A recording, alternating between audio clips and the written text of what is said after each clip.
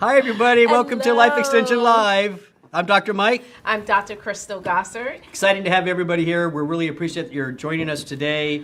By the way, we have Holly who's going to take all your questions. Yes. Yes, please comment your questions. We'll get them to the team and answer your questions. Look at that. Holly is no longer this like voice in the background. I know, it's great. It's always nice putting a face to a name. And we got Robson running the show back there. Yay! Hi. Hello. And then we have Hannah that's over here. Hannah, Woo! Oh, Hannah she said snacks. something for once. And she's eating snacks. She's eating snacks. That's great. All right, so let's first thing we need to get straight. Okay. So we're going to talk about trends, right? Health Yes. trends.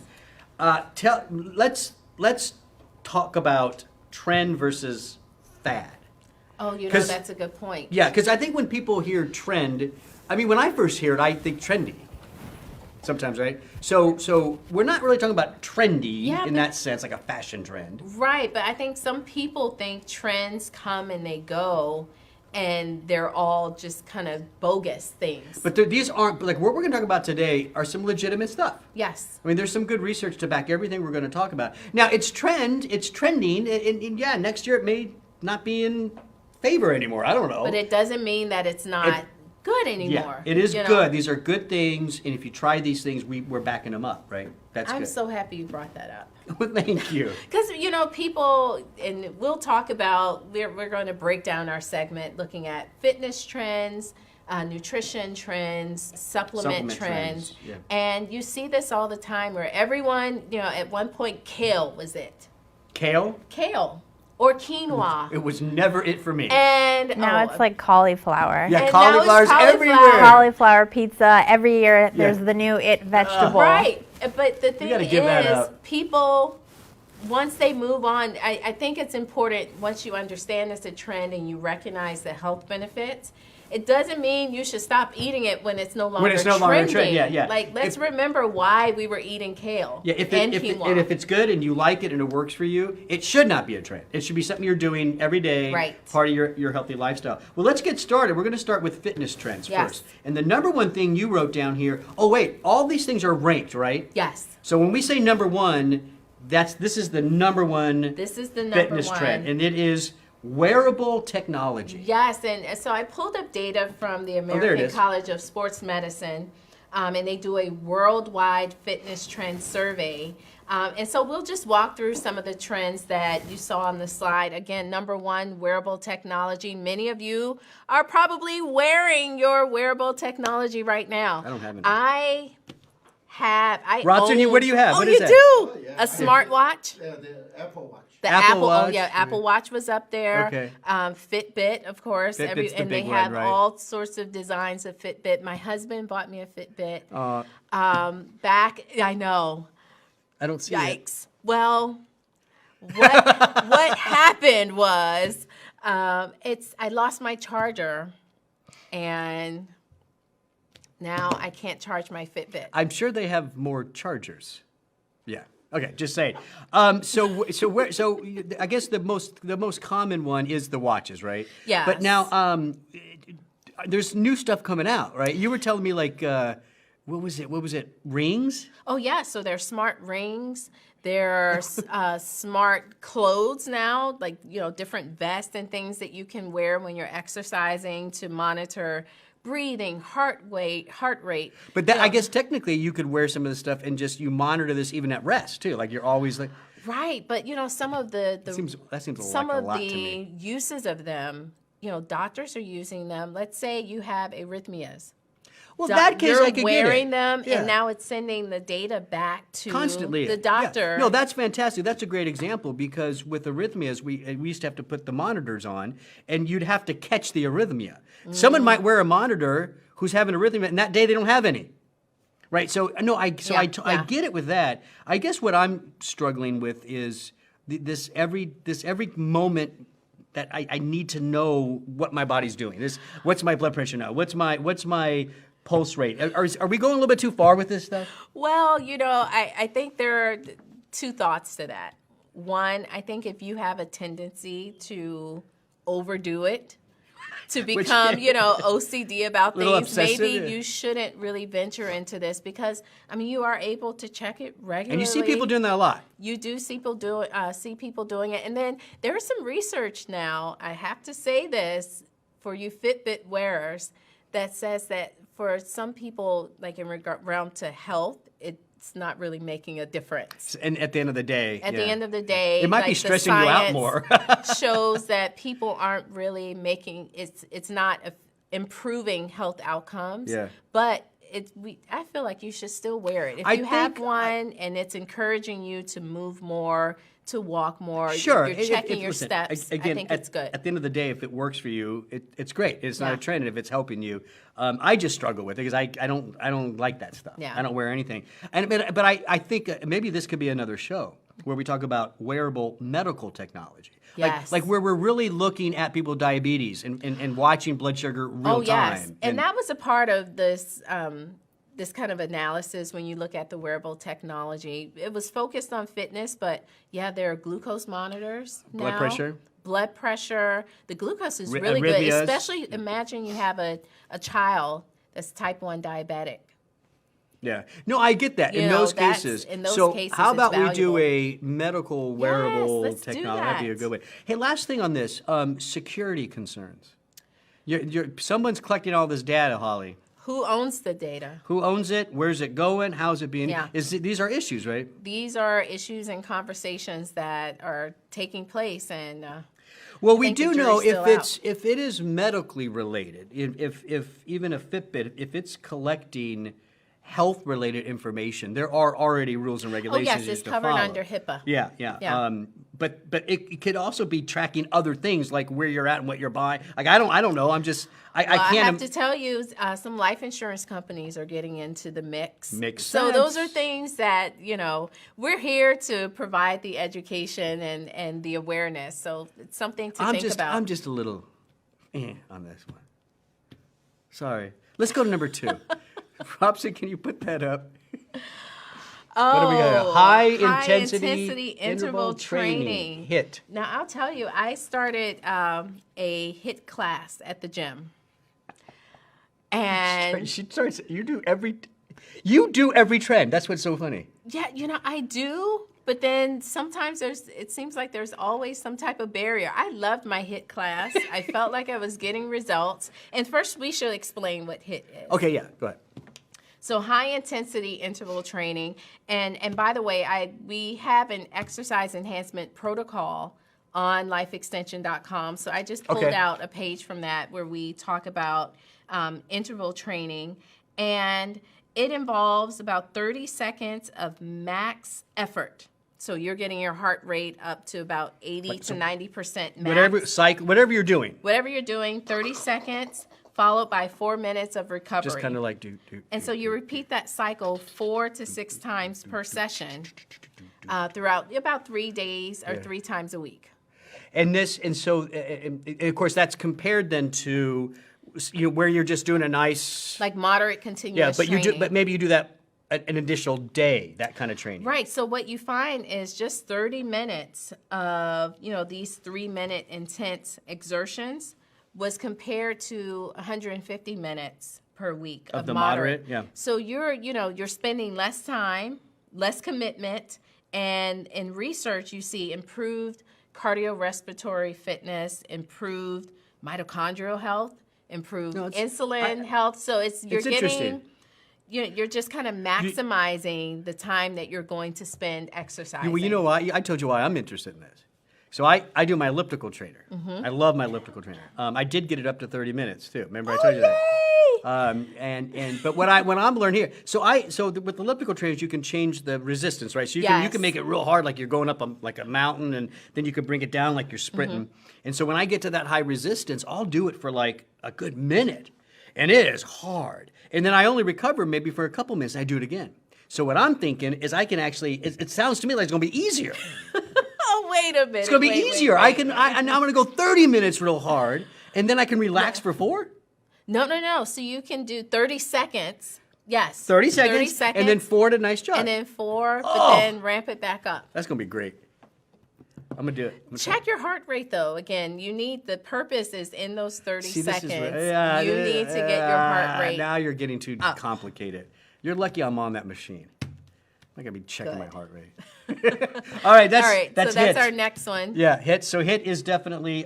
So there are more and more gyms. Yes, they're offering these classes. Yeah, where, and you want to tell everybody why you quit? well, they started charging me for the class. Yeah. See, and, her health's not worth much to her. See that? So then I quit. Yeah. All right. But I mean, you don't need to join a gym in order to do this. Why don't you like elliptical trainers? Oh, I do. It's my favorite. Oh, I thought you didn't like it. Oh no, I love ellipticals. I used to be an elliptical junkie. You- Like, I was one of those people. You were I on it wouldn't all the do time. strength training. I went to the gym. I did 1 hour on the elliptical, and that was it. 1 hour? 1 hour. That was it. Yeah. No, that's nuts. Yeah, it Okay. wasn't the best. for Okay, my so health, let's go but- back. Next one is extra. Oh, I like this. Exercise Exercise is medicine. is This is trend medicine. number 3. Yeah, in it's a fitness world. global initiative to really get physicians talking to their patients about the benefits of physical activity and kind of recommending it and guiding them. Yeah, that's guiding them. Every doctor tells everybody diet and exercise. Hannah, diet and exercise more. Robson, diet and exercise. But there's no direction. No one even hears it. They just laugh. But then they say, well, yeah, because they There's don't no tell you what to do. Yeah, okay, doc, thanks. Bye. Why don't you diet and exercise? You know? So I think this is great. And doctors need to be trained on this. Yes. They need to understand what type of exercise might be best for their patient based on their lifestyle, their conditions, their Yes. weight, Yeah. all that, and actually provide a person to go to, a program to follow. I think that's fantastic. Yep. And they can prescribe it. They're going to actually Yes. write it on. Well, what they should do is really help to guide, which is our next one, number 4, fitness programs for older adults. Oh, yeah, good. And I'm like secretly jealous about this because like I need a fitness program, but they have these things called like silver sneakers. You have one at your gym and you They're quit. silver sneakers. These are programs that older adults can Wait, say that attend. They again? can silver sneakers. Oh, yeah, I've heard So there's that. special classes. It was so cute when I used to work. I think at I saw the this on gym. the- I think I and saw this they're on news or sitting something. down, and then they give them their little exercises. And That's it's- great. It's awesome, That's and wonderful. it's free. And you're moving and you're So- engaging. And Yes. and they've done studies in this that in nursing homes, when they do these kind of programs, they become more engaged. Yeah. They get involved with more activities. Helps with brain, Absolutely. cognitive health as well. So if you qualify, look out for that because it's free. Yeah, I actually saw one where it was the silver shoes, silver Silver sneakers, sneakers. and it was at a nursing home where they also brought kids in. And so the kids were doing the exercise with the senior. Like each that's- senior had a kid. And they were doing Wow. it together. It was so amazing, so cute. So Wow. that's fitness programs for older adults. Number 4. Number 5 Health and is wellness health and coaching. wellness coaching. Yeah. So that's in.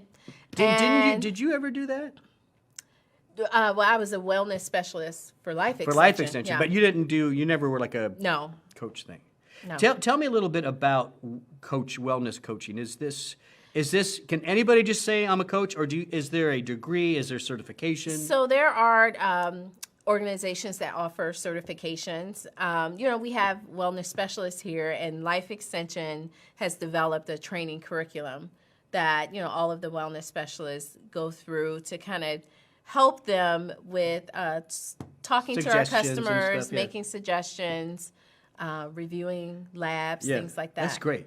So that's fitness trends, wearable technology, HIT, high intensity workouts, right? Exercise is medicine, fitness programs for older adults, and hey, becoming a health and wellness coach, but also maybe getting one, Yes. right? Yes. All right, so let's go on to the next one. We're going to talk about trends in nutrition. You like this one, didn't I'm you? so excited about this one. Dr. Gossard is a clinical nutrition expert. Yes, and I've tried many of these trends. So, And they are staples in my diet. so number 1. Plant-based meats, milk, and butter. I like this is a great topic. I Right? mean, it's in. I had my first. Are we allowed to say brands? I don't. Well, I'm actually going to. There are I 2 don't know. big brands. Well, I'm talking about plant-based hamburgers. Yes. There's a big one out there now. I think Yes. people know what it is. I tried it at a restaurant. It was great. I know. I loved it. And there's one that you're talking about is the one where they include the heme. Heme, yeah, it's based Yeah. on a heme tech. Heme is what is found in protein and stuff. Yeah, it's really what kind And of blood. makes meat taste like meat. Yeah, so it was great. I loved You it. know, kind of an iron complex. Yeah, you know what? I still would. I think if you would have blindfolded me, I would have still known. I would, and you put like that burger with a normal one. I bet I could still pick them. I don't know. I tried one before, and it's pretty tough to. Holly, know have the you had one of difference. those types of newer plant-based hamburgers? I have, and some of them I feel are better than others, not only taste-wise, but ingredient-wise. So Yeah. That is some of them true. are a bit more processed, some are more It's true. carb-heavy versus like maybe a bean source. So you kind of have to look at what the ingredients are. I don't. I like the black bean burgers. The black bean burgers are great, and I think when I was vegan at one point, That's right. She's even been vegan, Hannah. I was into all of the plant-based everything. Yeah. So that's why I'm really excited about this, and it's true. You can find yourself with all of the meat alternatives. Most of them, the first ingredient is soy. Yeah. And I'm not saying that that's bad. No, not necessarily. But, the goal is to be healthier and to try to get more variety. Right. And if That's you're true. primarily eating But aren't one there- food. Isn't a trend in that part of the industry making these alternative burgers and stuff? Yes. Aren't they coming up with more things other than just soy, right? Yes. They're doing different things. Yeah, so one of the burgers, I kind of looked at some of the ingredients in some of the burgers. Pea protein, mung bean, fava beans, brown rice, or some That of all them sounds good.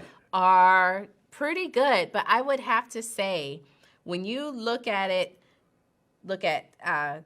total amount of calories, total amount of fat, Mm-hmm. total amount of sodium, some of your alternatives are not healthier Yeah, in that that's sense. So if you think about it, if they're trying to compete with that natural, the true hamburger, they add maybe more salt or something to Yes. it, right? Yes. To give you that flavoring. Oh, absolutely. Yeah. So the sodium is sky high. So I always, for many people, if you're thinking about some of these alternatives, it's really for the environment. We do know that That's a good point. They're using less water, less energy, less greenhouse gases. So What it's was more it? of an environmental benefit. For 1 pound of beef, it's like 1,000 gallons of water Wow. for 1 pound of beef. Yeah. And then of course there are because beef is so in high demand. Yeah. There are farmers who are turning their land into grazing, so we're losing crops too on top of all Wow. this. So Yeah. that sustainability is a big issue. There's a big coffee chain that now they're making oat milk coffee lattes. I'm sure, yeah. So it's going to be huge. What's nice about oat, it's good for people with nut allergies. Yeah, because the that's true. coconut, the Yeah. almond milk. Yeah, People with allergies can't have if that. you want to, you can use oat in replacement of like white breads and anything that takes a binder like a bread. Oh, yes. You can soak the oats in milk, and that kind of they get more of that bready consistency. Yes. And then you can use them as a binder. See, Yeah. the Food Channel does teach me things once in a while. That's right. Plant-based butter, I do have to comment that the whole idea that now, it's trans fat, it was all a scheme, that's now being reversed. Okay, good. We're That's good making news. healthier plant-based spreads, with coconut oil, olive oil, zero trans I'm fats. getting kind of hungry. I know. Getting a little So hungry. anyway, those are just kind of some trends with the So alternative options. We had some other ones up there for nutrition trends, right? So that's the plant. Then number 2. Oh. Again, this is in order, right? So number Yes. 1 was plant-based stuff. Number 2, intermittent fasting. Didn't we do a podcast We on this? did, Yeah. yes. And we do know that you can do it many ways. Some people choose one day out of the week to fast. I think the most popular I tried it, now- remember? Oh, yes. Yeah. You tried it. It was But what, I- like 3 or 4 weeks? I did. I don't know how long. No, remember I found it to be stupid, so I quit. Well, how did I do it? I don't even remember how I did it. No, you were doing the very low Oh, calorie. yeah. So was it for 2 days? I did 800 calories a day, Mm-hmm. and then I ate whatever I wanted to for 2 days, or what was For it? the rest of the the week. week, yeah. And then I Yes. went back, yeah. And you think that it doesn't sound that bad. I just like food too much. Oh. I know that 800 calories is not. Well, God. I'll tell you. So you know that I have also tried intermittent fasting. I did it for about 2 months, and I did the 8-16. Explain what that is. So you fast for 16 hours of the day, and 8 hours of the day is for your feeding hours. Your feeding hours. Your feeding You're at the feeding hours. trough. And so the way I would do it, I think 12 noon was when I would be able to eat, and then from noon until 8 was my window to eat. And then after 8 o'clock, I didn't eat anything else until the following day at noon. Was it tough in the morning? No, I'm not a big Okay, so you could, breakfast person, so it wasn't tough. All right. I'm curious to hear Holly's thoughts. Holly, what do you think about intermittent fasting? So I think it can be a viable option, probably not for everybody. It depends what health concerns they may be addressing in their life. I think that part of it is, those 8 hours are more of your active hours in the day where you're actually going to be metabolically active, physically active, and burning off some of those incoming calories during those core Listen, hours. it compared to traditional dieting in some studies, it was better. It was better, and it actually preserves muscle mass, which is shocking because typically you think that's you're right. always taught that if you're fasting, then it's slowing down the metabolism. You're When we did that podcast, we talked about that, right? Yeah. We talked about how there was more fat loss and more muscle preservation in intermittent fasting. Plus, I think why it might be attractive to some people is it could be more like a lifestyle. You can, if you can figure it out, and you can personalize this in certain ways, right? But it maybe allows you to see it not as I'm not dieting, I'm eating in a new way. Yes. So that's great. So that's intermittent. Let's go to the next one here. Bread. You just have bread. So it's kind of What is similar that? Bread. to the plant-based everything. Now people are using alternative flours. Yeah. So almond flour, coconut flour. I tried those. I know you did. And you talked about somewhere you went and there were different types of bread. There were 3. Well, there were a lot. I can't even remember, but there were 3. This was an online bakery I found. I can't remember the name, but it was. So I bought coconut, I bought almond, and a seed medley. And these were all grain-free, low carb, all that kind of stuff. And the seed medley was good. I like that one. Yeah. But the coconut, that was the worst one. Oh no!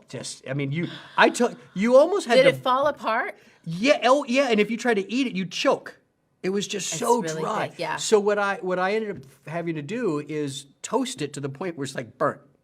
Oh, And that was like the only way. And then you have to slab like sauces on it just to eat. So it just did not work for me. But I did like the seed medley one. Well, I think it's important, the people who are now kind of staying away from gluten and staying away from wheat. Yeah. It's kind of like What another about- trend. What about making your own bread with those different things? Like, Yes. So that way you can control a little bit what's going into it. And it's fresh. It's fresh. So Yeah. maybe that's an interesting. Yeah. Maybe we'll start our own trend. All right. Bread making. All right, last one. No, 2 more. Number 4 for nutrition trends. Oh, Kimchi and this kombucha. this is Crystal's Those are favorite. my favorite. These are sources. These are fermented.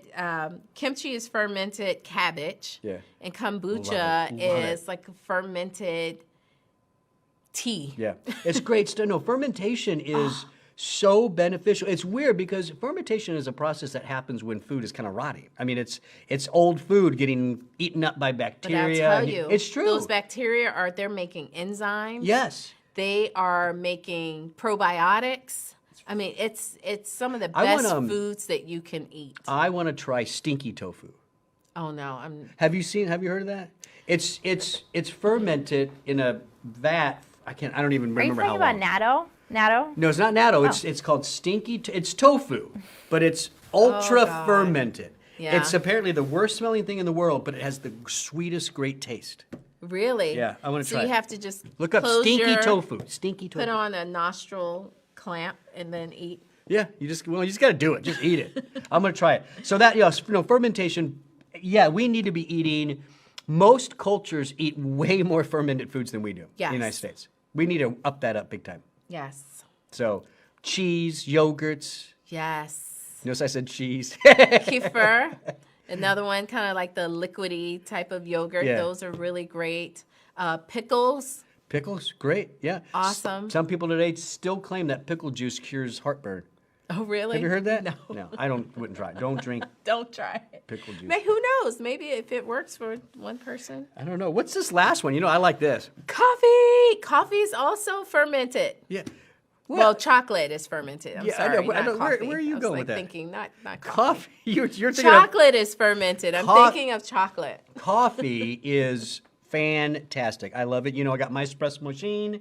Oh yes. I'm not You're a coffee a snob. coffee snob. No. Yes, you have an espresso machine. Once you start drinking espresso shots and then you go back to drip, it's just not even Oh. it's not even close.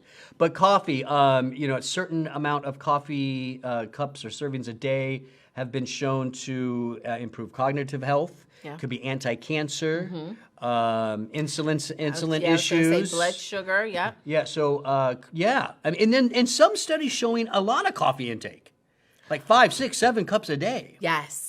But those cups in the studies are usually not the cups that we. It's not. It's not what's- 8 ounces. whatever They're it usually is. about 5 or 6 ounces. I mean, some people are walking out with cups like this. Yes. Yeah. So you're talking about a standard.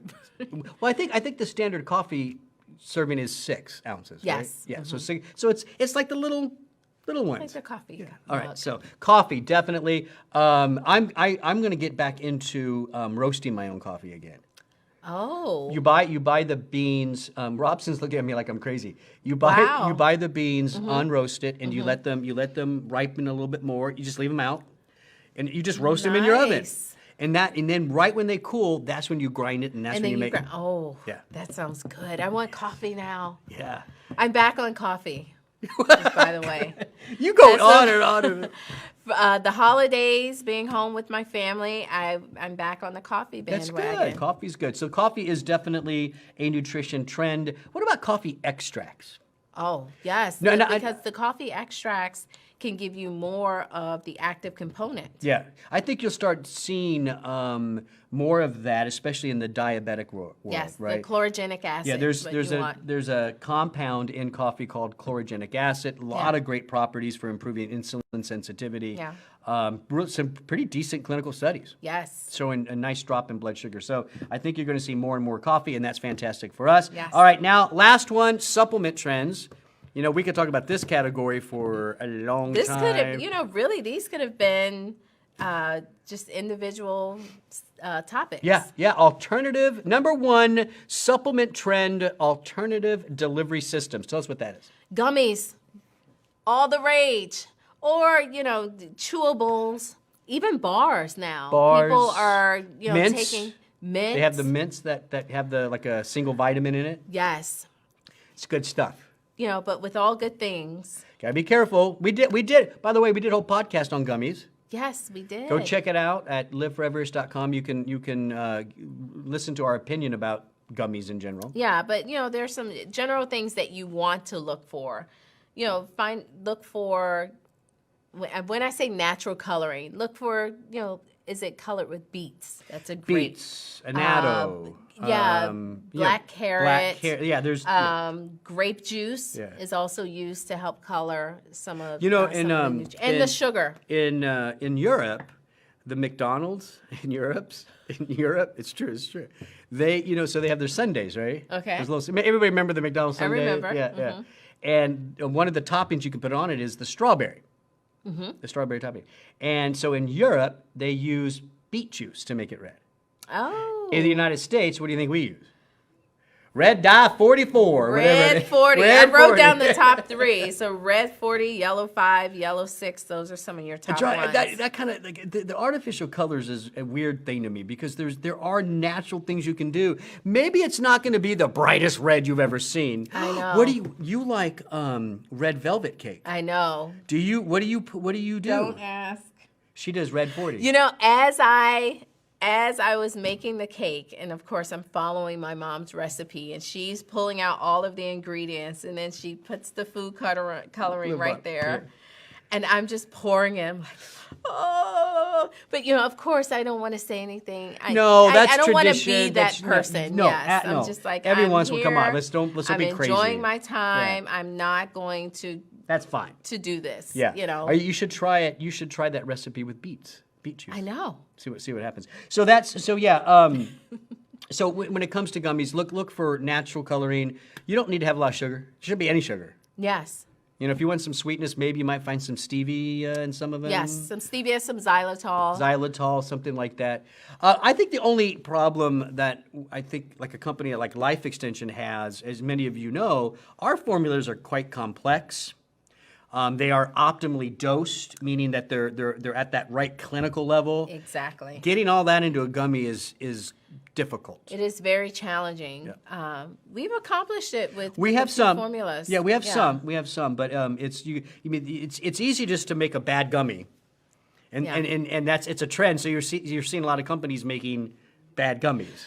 Well, yeah, and I'm happy you brought that up because I receive questions all the time. Why don't you all have this in a gummy? And it's just very challenging to make a good, healthy, clean gummy with clinically validated doses and ingredients. For more information, go check out that podcast at liveforevers.com. All right, then we have, after that, number 2 is the prebiotics. So okay, quick definition of prebiotic. Yeah, it's the food for your probiotics. Done. That's it. Yeah. But they're making, I guess it's not really a comeback. People are just becoming more aware of the fact that, you want to take the good bacteria, but now let's add in some. Let's help them, yeah. Yeah, let's help but, them. Do you think I've heard, I'm not saying this is a trend yet, and I don't want it to be a trend, but I've heard that people are thinking, well, I'm eating right, I'm somewhat healthy, I don't need the probiotic. I'm just going to give what I naturally have the food. So more and more people are just taking prebiotics, and that's it. Yeah, I don't think that's. I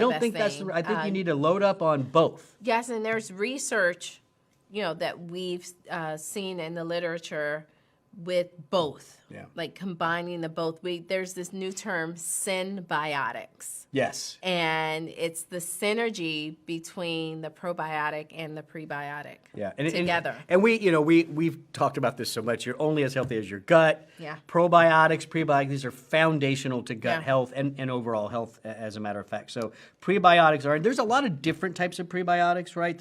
They're basically, most of them are these fiber-based ones. Usually fibers. And, it's important, one other point with the prebiotics that I wanted to bring up, because some people say, well, I'll take the probiotic and I'll just eat fiber, which that's good, but you want to make sure you're getting enough fiber. And these prebiotics can help the growth of the bacteria in the lower part of the gut. Which is really important. It's right? very difficult to give those in a supplement because if they're exposed to oxygen, they die. They don't do well. So, the healthy bacteria that live deeper or further down, they don't like oxygen as much. Right. All right, they call that an anaerobic environment. So that's a really good point. How about this for the most unique prebiotic? You ready? Okay. A bacteriophage. Oh. Pretty good.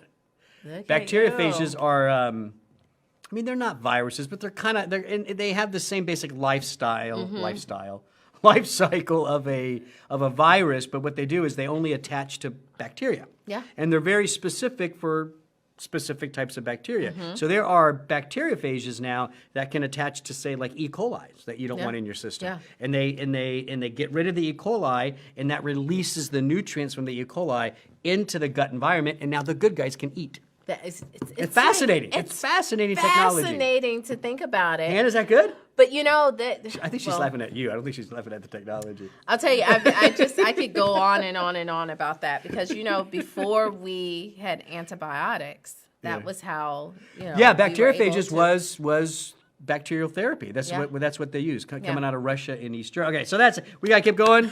Next, we're going off on tangents. I know. Protein always trending. Yeah. So it's just something. Look for grass-fed if possible, hormone-free if possible. Yeah, for sure. And now with protein supplements, do you take? Yes. Yeah. I do take protein. Which one do you? Like a general? I actually take a plant-based protein. Okay. Yeah, I started, and it hasn't been long enough, but I started taking creatine. to see if I get a little bit better of a workout. Oh, and you're lucky. Yeah, creatine. Well, creatine's an interesting protein that you can supplement with because it helps. It does the same thing proteins do. It helps with structure and physio, but it feeds into the energy production so you of use it as a pre. Yeah, you take it pre-workout? before you work out, and you're supplying your muscle cells with more ATP Yes. because creatine feeds into that energy cycle. Yeah. So it's good. So I we'll don't see. take any creatine. Well, I'm gonna see how it goes. Yeah, I should. Yeah, I'm gonna see how it goes. So that's protein. 2020. Yeah, how much protein, dietary protein, should people be shooting for? So about 1 point. Well, it all depends on your age. Yeah, and if there's conditions, Yes. but let's assume middle age, healthy So person. about 1.8 grams per kilogram. Yeah, that's What do on you the think? higher To end. 2. Some Depends people maybe even how 2. active you are, your Yeah. age, of course. Yeah. The standard guidelines are actually a lot lower, 0.8 grams per kilogram. Yeah. I tend to suggest more on the 1.0 to 1.2 grams per kilogram for most adults. For just the average adults. Yeah. Yeah, but we do see the higher amounts in the aging individuals. We talk about sarcopenia they being, might need a little bit muscle more. loss. Assuming and they're healthy needing- kidneys. Yes. Yeah. And so what I with these different types of amounts of protein, Yeah. I think it's important for people to remember too, because I think the average American, when you talk about 1 point, what was it, 1 point whatever grams per 1.2 grams. they're thinking meat. Oh. Come on, most people are thinking, Yeah. I'm going with 1 point, That's whatever true. milligram, Yeah. kilograms per, and they're thinking hamburger. You can spread that out into the plant kingdom, right? You Yeah, can. right. Because we talked about this before. It's the plant-based diet is definitely healthier, right? I believe that. 80% plant-based, 20% Yes. animal-based. Yeah. But you're going to get some protein in that total from the plant side. Yes, you will. And beans, nuts, great sources of protein. Yeah. So 80% plant. I mean, I don't know. That's what I like. 80% plant, 20% animal. Yes. But spread out that protein total. All right, let's move on. You were really excited about this. This is trend number 3, right? 4. Let's talk about anyway. it. She's excited about this. Regardless of the number, you like this. Because I think this is the future. Although, when you look at all of the data, this didn't rank number 1. Personalization and, Yeah, we huge. kind of look biomarker feedback. Everyone's getting genetic testing, lab testings available. And so we're now kind of personalizing what you take based on Those tests and stuff, those biomarkers. those yeah. tests. Yeah. Everything personalization, right? Yes. From personalized medicines, personalized chemo, if you have cancer, personalized, all the way down the line. Yeah, so how much vitamin D, how much CoQ10, when you start looking at nutrients that you take every day, Yeah. omega-3s. In the longevity, Yeah. End of this, Mm-hmm. what I think you're going to see aren't necessarily the biomarkers we're going to be measuring, but we're going to be measuring pathways. Yes. Because we know that in a cell, there are some pathways that run metabolism that are pro-aging and not necessarily great. Yeah. And there's other pathways that are anti-aging, Yeah. and there's thousands of these things, right? I think Yes. someday you're going to be able to see like a profile of all your Yeah. aging pathways someday. Yeah. So not necessarily but going deeper than the biomarker. Yes, That's I kinda think cool. so. Yeah, it's Dr. really cool. Gossard, can Yes. you repeat the test again? We have Oh. a viewer, Sandy, who was interested in the Sandy. test. Hi, Sandy. Yes, it's the Pathway Fit DNA Weight Management Test. That's the one with the 40+ genetic traits. Yes. Yeah. Okay. Great. Check that out. So that is biomarker feedback based trend, right? Yeah. That's going to be personalization. Last on that list, who told you to put that up there? It's, what? CBD, truthfully, let's just put it out there. It's what's trending. Yeah. It's when you go to. Looks like you were having some CBD when you were ordering and remembering that. But it really could be number 1. But it's something, it's such a loaded topic. I just wanted to kind of keep it towards No, the I agree, end I agree. because Yeah. I think we're going to do a full segment. We are. one day. So look, coming up, we're going to do a whole podcast on CBD. I got to tell you, there's a part of this whole conversation that I find fascinating. People don't, maybe you do realize this. We have our own cannabinoid system. Yes. There's a human cannabinoid system in your body. Where we make what's called endocannabinoids. They're basically human CBD, if you will. Yes. So I actually think where we should be putting our money in our research is in things that stimulate our own production of human I agree. CBD. Like, how can we keep them available, prevent the breakdown, Keep look them at the going. enzymatic You know, pathways? That cannabinoid system, it's a primitive system. It's a system that developed with your fight or flight. It actually probably has more of an effect on stress than cortisol does. Yeah, the overall body homeostasis. Absolutely, across the board. Balance. So I'm predicting Okay. the wave of the future prediction. is going to be increasing endogenous CBD. I think so. Holly, what do you think? I think it's fascinating. When she does that look, she The endocannabinoid system, I mean, the fact that we have receptors in the body for cannabinoids, I mean, that tells you something right there. Yeah, we're finding receptors for cannabinoids all over. Matter of fact, we've now identified cannabinoid receptors in bone, and we're looking at using exogenous CBD to help fight like something like osteoporosis. Yeah. And just to note, there are over 100 different cannabinoids found in the marijuana plant. But, you know, up until now, the focus has been on THC, which is psychoactive. But there are all of these other cannabinoids that they do not have a psychoactive effect. Yeah. They, you know, AKA, you're not going to get high. Yeah. And But you're going to they're- get a lot of the health benefits out of it. So- Okay, so we're going to review all of it's a larger conversation. Without yes, a doubt. definitely. So we're going to do an endocannabinoid CBD podcast coming up soon. Look for that. So let's quickly review again fitness trends. Number one, wearable technology. Yes. I've And had then to you get said my HIT. notes. HIT, yes. That's that high intensity. I'm going to try that on the Yes. elliptical. All right. And Exercise is exercise is medicine. medicine. Fitness program for adults and Coaching. health and wellness coaching. Nutrition trends. Plant-based everything. Everything.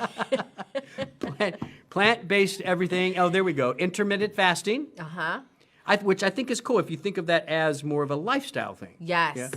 And flour alternatives, really, Yeah. when we look at You bread. just put bread. But bread it's the idea Bread. that bread is back. People are no longer avoiding bread. It's a staple of human life. Yes. All right.